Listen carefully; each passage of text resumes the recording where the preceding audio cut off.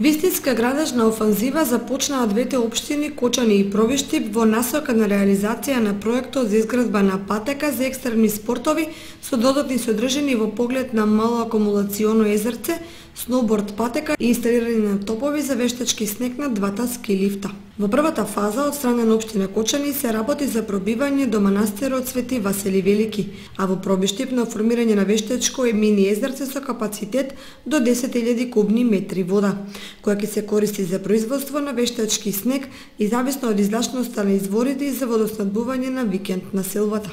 Вчера попладне работите на градежната оператива ги нагледуваа градоначалниците на Кочани и Пробиштип. Еве што ни изјавија.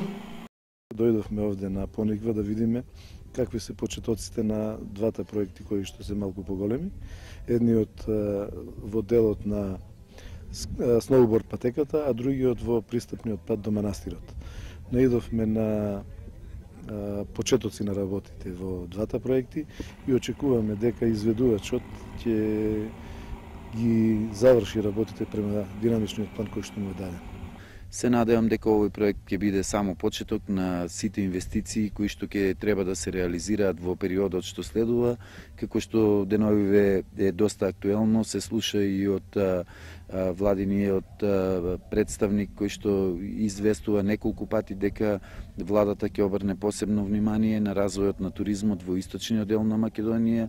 За наша среќа ние имаме еден прекрасен дел од Осоговските планини кој што треба да биде еден од најзвучните или најинтересните локалитети каде што треба во периодот што следува да се случуваат поголеми инвестиции во делот на развој на туризмот во Република Македонија. Инвестицијата на МЕПСО вредна над 1 милион евра ја мотивира и приватната иницијатива, бидејќи овде во руинираните касарни веќе се инвестира во нови сместувачки и угостителски капацитети.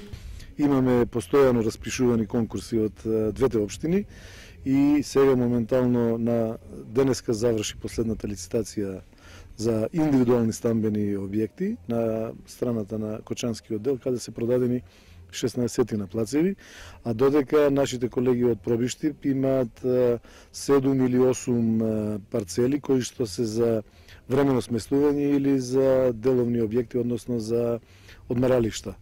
Очекуваме дека и тука конкурсот трае уште 2 дена, очекуваме дека и на тој конкурс ќе се јават многу заинтересирани и дека тие парцели ќе бидат продадени, со што едноставно ќе имаме посетители повеќе на овој дел од најубавиот дел во Источна Македонија.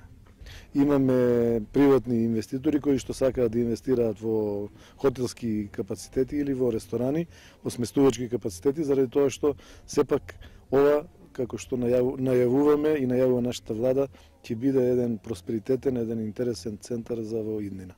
Според најавите на градоначалниците на двете општини, може да се очекува уште оваа зимска сезона љубителите на зимските спортови од источниот дел на државата да уживаат во скијањето и сноубордот на природен и вештачки снег.